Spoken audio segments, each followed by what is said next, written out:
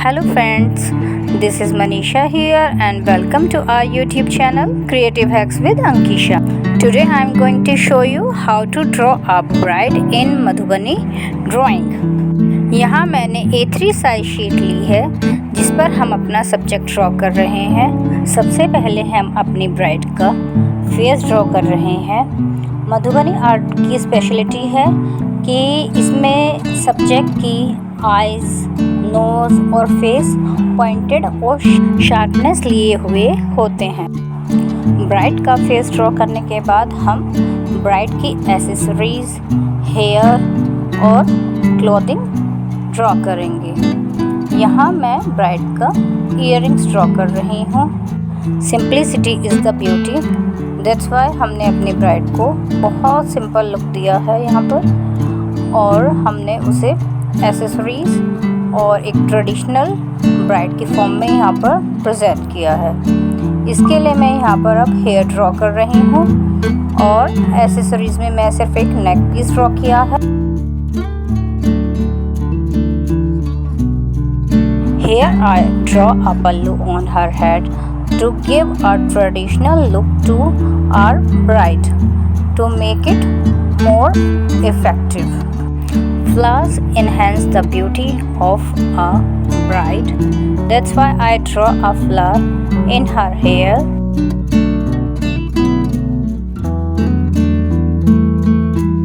अपनी ब्राइड को स्केच करने के बाद हम अब एक बर्ड ड्रॉ कर रहे हैं जिसे मैं ब्राइड के राइट हैंड कॉर्नर पे ड्रॉ कर रही हूँ। आप अपनी ड्राइंग में कोई भी पैटर्न और डिज़ाइन ड्रॉ कर सकते हैं as you want to draw.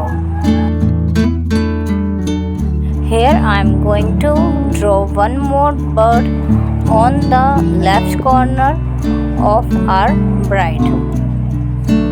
It's completely depend on you how much your creativity works to draw a pattern or design.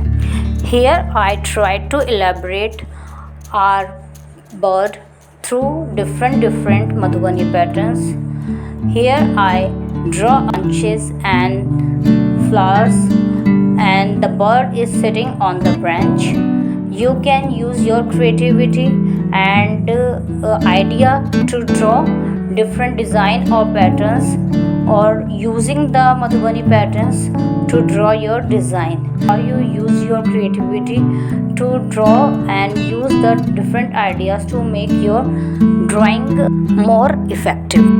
अब मैं अपनी ड्राइंग में बॉर्डर बना रही हूँ। इसके लिए मैंने स्केल से मेजर करके बॉर्डर बना लिया है।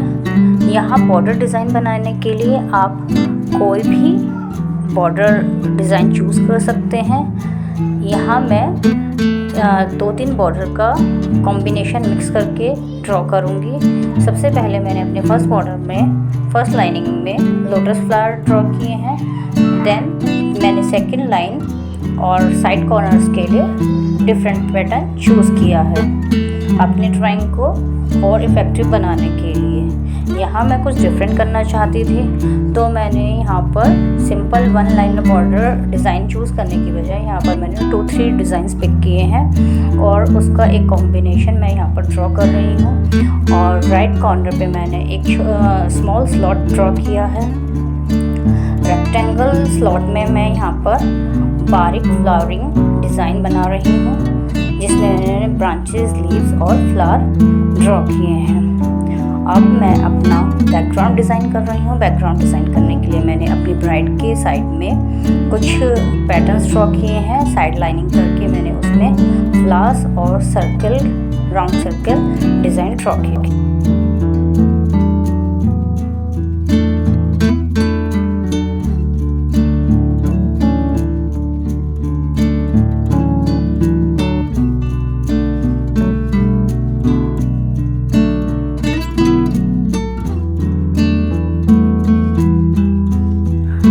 Now our sketching is going to be complete, and in next step we are going to color our design.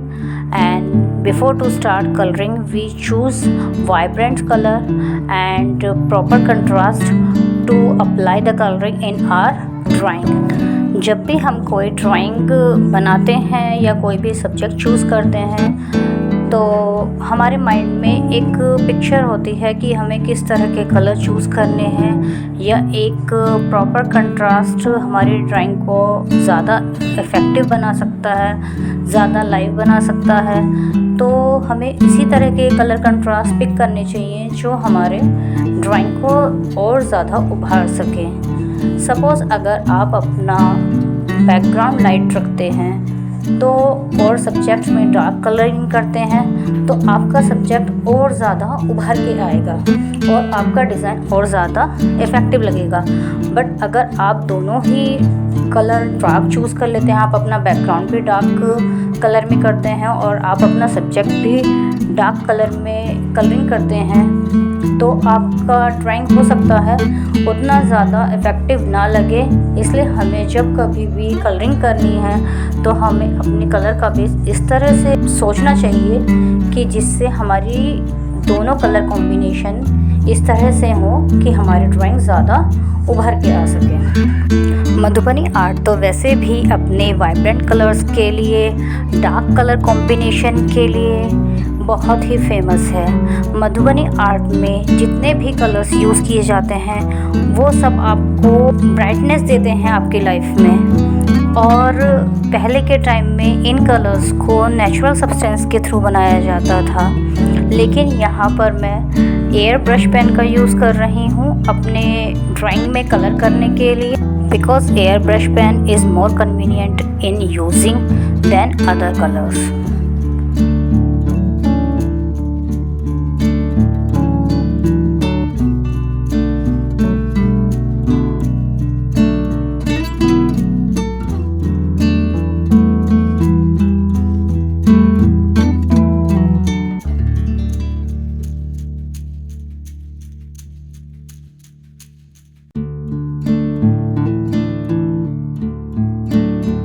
यहाँ हम अपने ब्राइड के फेस में पीच कलर यूज़ कर रहे हैं। एयर ब्रश का मैंने यहाँ पर पीच कलर यूज़ किया है स्किन टोन देने के लिए। सभी विजिबल स्किन एरियाज़ को हम पीच कलर में शेड करेंगे।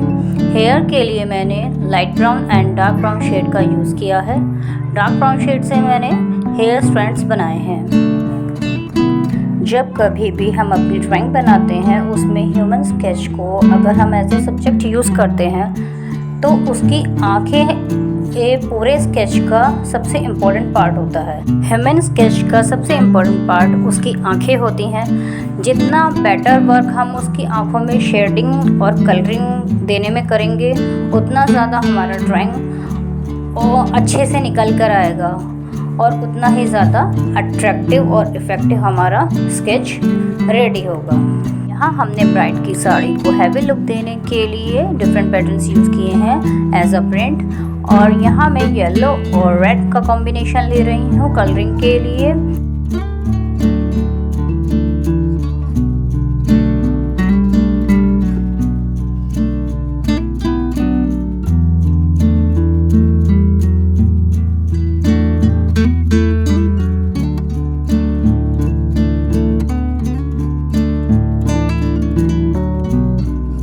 अब मैं यहाँ पर येलो कलर का यूज़ कर रही हूँ बैकग्राउंड करने के लिए, जिससे हमारा सब्जेक्ट और डिज़ाइन अच्छे से उभर के आ सके। यहाँ पर मैंने कंट्रास्ट कलर लिया है, लाइट येलो और डार्क रेड का कॉम्बिनेशन। लाइट बैकग्राउंड होने से हमारा सब्जेक्ट और हमारा डिज़ाइन अच्छे से निकल कर आता है और देखने में भी अट्रैक्टिव लगता है।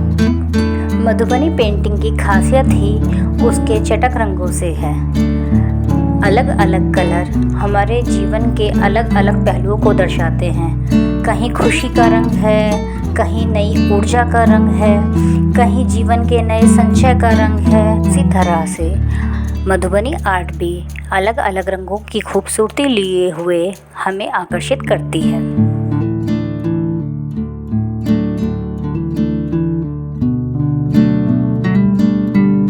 हमारी ड्राइंग में मैंने बॉर्डर को कुछ अलग तरीके से बनाने की कोशिश की है।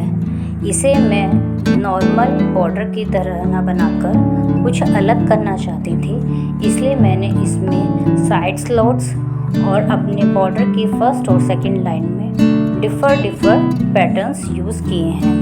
बर्ड्स में मैंने मधुबनी के सिंपल पैटर्न्स यूज़ किए हैं, जिसमें मैंने swirls, round figure, dots, slanting lines और कर्व्स ड्रॉ किए हैं।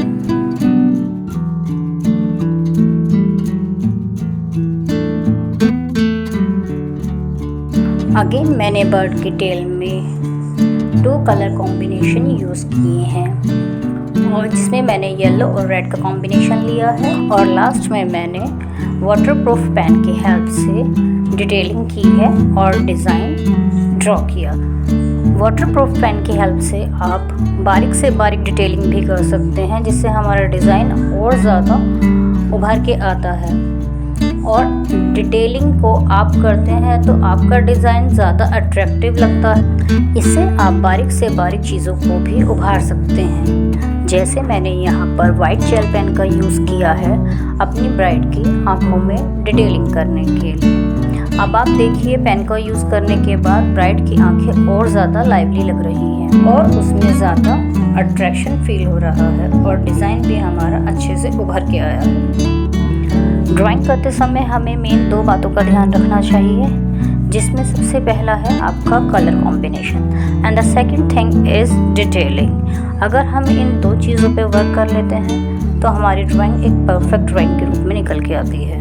कलरिंग करते समय हमें अपनी ड्राइंग को और अपने सब्जेक्ट को अपने माइंड में सेट कर लेना चाहिए कि हम इसमें किस तरह का कलर करना चाहते हैं, या आप एक इमेजिनेशन बना सकते हैं कि अगर मैं ये पर्टिकुलर कलर इसके साथ कंबाइन करूँगा तो हमारा सब्जेक्ट कितना ज़्यादा उभर के आएगा और वो कितना ज़्यादा अट्रैक्टिव लगेगा देखने में। उसी के अकॉर्डिंग हमें अपने कलर चूज़ करने चाहिए। और मेन थिंग है आपकी डिटेलिंग। वो डिपेंड करता है कि आप अपने डिज़ाइन को कितना ज़्यादा इन्हेंस करना चाहते हैं। अगर आप छोटे छोटे बारीक पॉइंट्स पे ध्यान देंगे डिटेलिंग करते समय तो आपका डिज़ाइन और ज़्यादा अट्रैक्टिव दिखाई देगा।